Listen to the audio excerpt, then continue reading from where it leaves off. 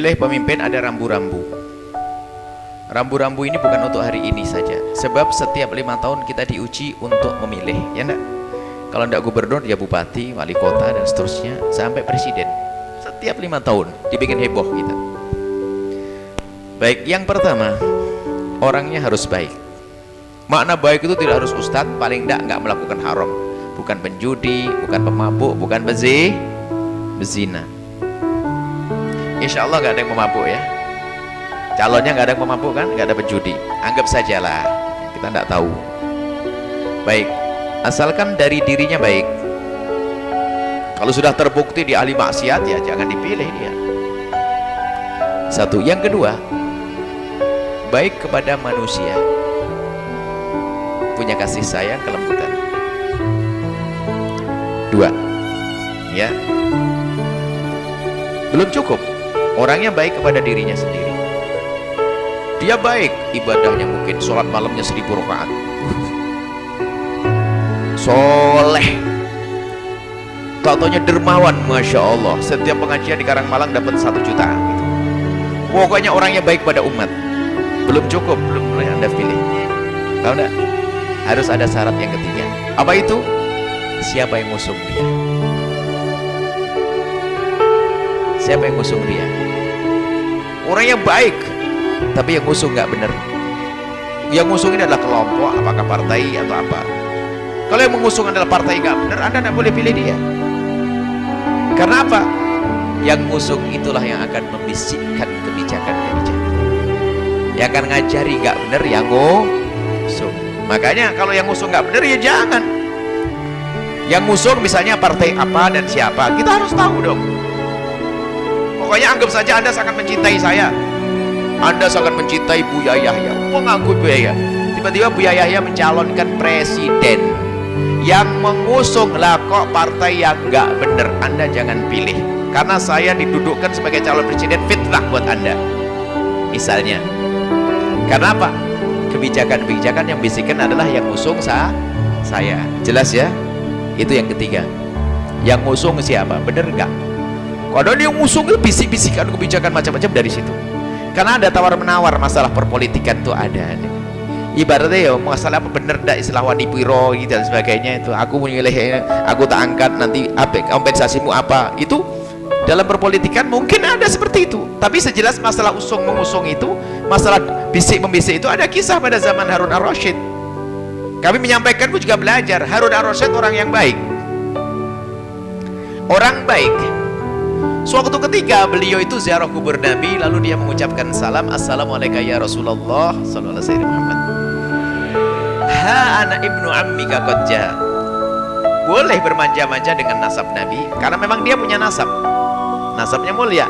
Jadi Harun ar-Rasyid itu keturunan Sayyidina Abbas. Abbas itu pamannya Nabi. Berarti nasabnya ke paman Nabi. Maka Harun ar-Rasyid itu bermanja-manja, ya Rasulullah, aku adalah anak pamanmu, aku keturunan Abbas ya Rasulullah.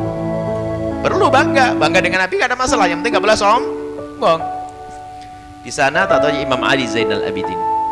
Imam Ali Zainal Abidin itu adalah putra daripada Imam Husain. Imam Ali ibn Husain ibn Ali bin Abi Thalib. Lah Imam Ali Zainal Abidin salam di sebelah dengan suara lantang, assalamualaikum ya Rasulullah, salam sejahtera untukmu ya Rasulullah. Ha ana ibnuka, aku anakmu telah tiba. Kalau tadi anak apa? Ini anakmu. Ayo deketan mana? Deketan anakmu. Harun ar-Rasyid itu melirik dan senyum. Betul kamu cucu Rasulullah. Gak ada masalah Harun ar-Rasyid. Wong memang dia punya nasab. Tapi tak tahu dia bisikin, Khalifah, kau dengar tidak salamnya Ali? Ya kenapa? Ada maksud dia. Dia menyuarakan lantang agar tahu bahasanya yang berhak memimpin dia bukan kamu. Oh, ada yang bisikin. Padahal Harun ar-Rasyid hatinya baik, gak ada masalah. Cuman gara-gara dibisiki terpengaruh. Dalam riwayat penjarakan dia. Cuman dalam riwayat juga disebutkan apa? Setelah dia ngomong begitu, setelah diangkat dia baru sadar ini kena fitnah. Nah ini ya, kalau ustadznya kena paham begini, kalau udah paham kan terus kebablasan.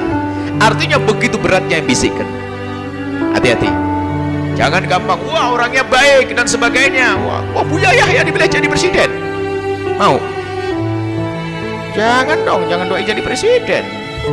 Doain jadi presiden, wah menjerumuskan saya. Umar bin Abdul Aziz itu dipilih jadi khalifah, menangis semalam seanak-anaknya diajak nangis bareng kok. Mau nyuruh Buya jadi presiden. Anda ini menjerumuskan saya. Baik, jangan. Bolehlah nanti anak santri yang kita bimbing jadi presiden, jangan saya lah. Nggak bisa ngaji di sini nanti. Baik, ini yang ketiga. Yang keempat, kejujuran. Pernahkah Anda minta kepada Allah?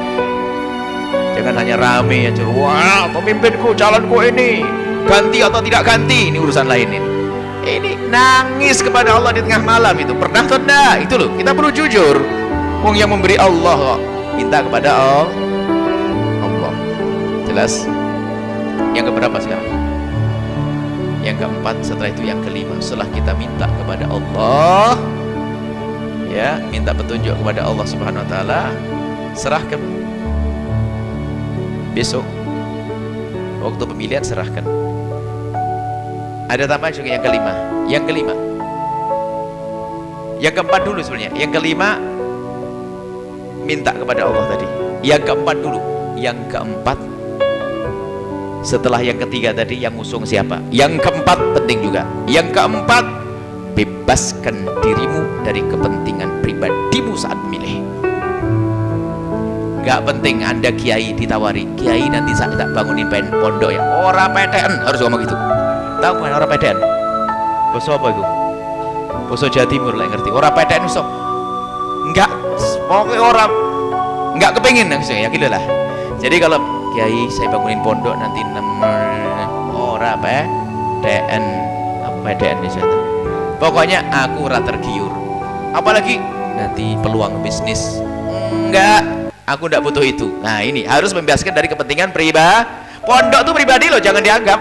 Pondok itu kan kebesaran pangkat. Wah, Buya Yahya pondoknya gede. Kan gitu ya? Ada sombongnya, hati-hati.